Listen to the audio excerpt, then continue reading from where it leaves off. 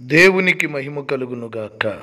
క్రీస్తునందు ప్రియులైన మీకు వందనాలు తెలియజేస్తూ ఉన్నాను.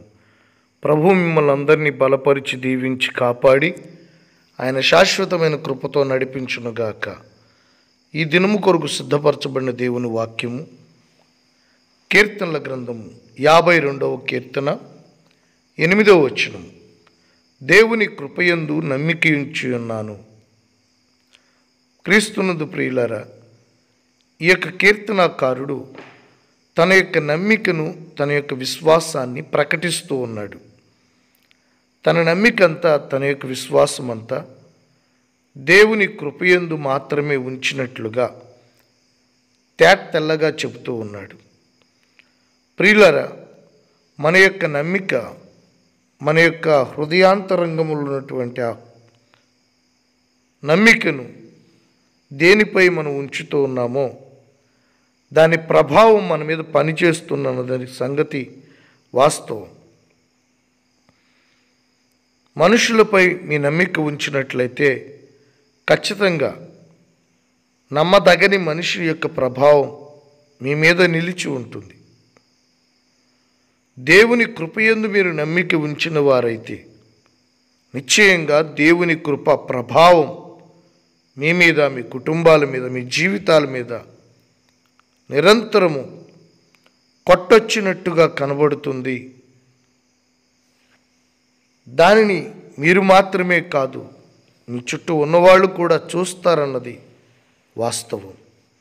కనుక నమ్మదగని మనుషుని మీద కాకుండా నమ్మదగిన దేవుని మీద, ఆయన కృపయందు మనం నమ్మిక ఉంచినట్లయితే నిశ్చయంగా నమ్మదగిన దేవుడు మన నమ్మికను సిగ్గుపరచువాడు కాదు, మన నమ్మికను బలహీనపరిచేవాడు కాదు.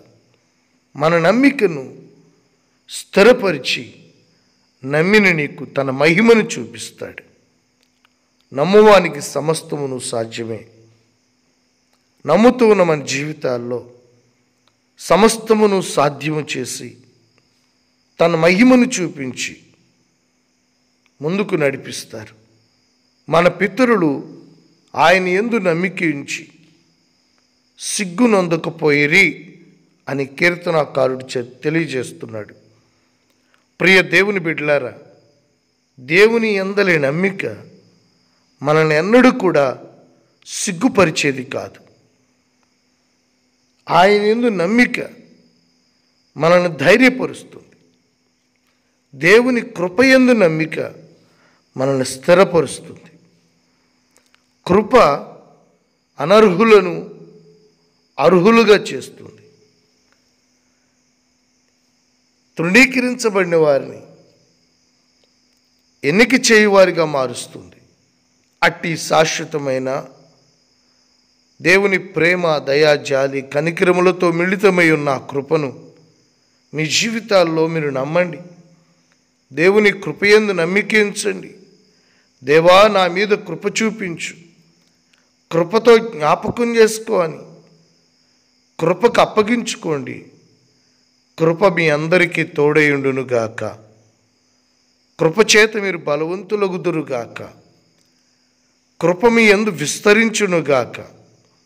అంటే దేవుని కృపయందు నమ్మిక ఉంచువారు నిశ్చయంగా వారు అరణ్యములో గొర్రెలను మేపుకుంటున్న వారైనను ఇశ్రాయేల్ దేశం మీద రాజుగా చేయబడిన దావీదు వంటి వారిగా నిలబడతారు.